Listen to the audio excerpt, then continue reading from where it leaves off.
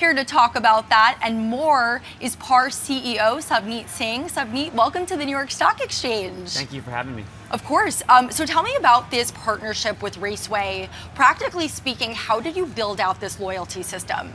So the goal of any loyalty program is to engender loyalty to the end guest. And what we built out for Raceway and many of our other customers is a loyalty program that allows them to reward their loyal customers for fuel, for in-store purchases, and most importantly, create data-driven engagement so that you're not just offering a discount, you're building long-term value with your core customers for years to come.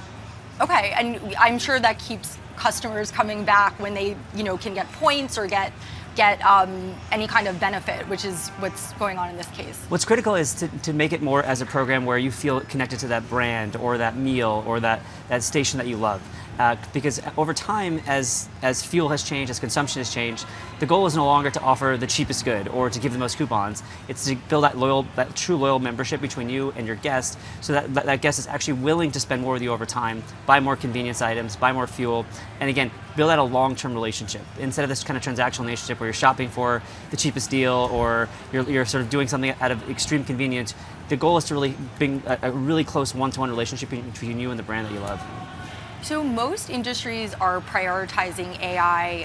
How is AI affecting the restaurant industry, which I know is your area of expertise? It's interesting. AI impacts everything, and a lot of the narrative around AI in restaurants is robots are coming. There's going to be no servers anymore. You have these gigantic robots making your fries, your food, your burritos.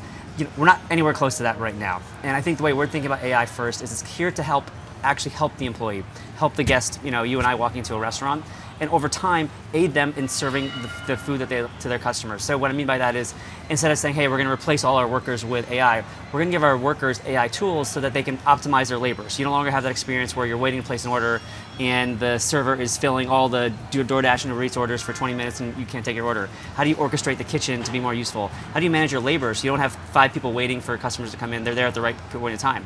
Or importantly, how do you make sure you have inventory for promotions that you might be running?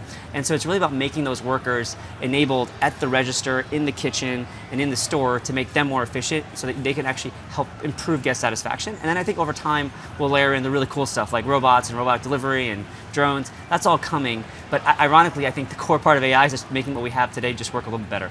I know you said that automation should amplify people, not replace them, and it sounds like that's one of an aim that you're working toward. Yeah, it's funny.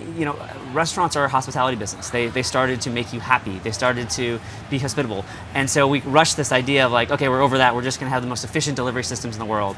We're going to order on a kiosk or a phone. We're going to have a robot make the food. A robot delivers the food. There's still this desire for human connection, and I think it's that combination that makes this so interesting, but also challenging to execute on over time. And so that's what I'm excited about is how do you actually make those workers, stay at your restaurant longer? The average fast food worker in the United States lasts maybe 90 days. That's a tough job.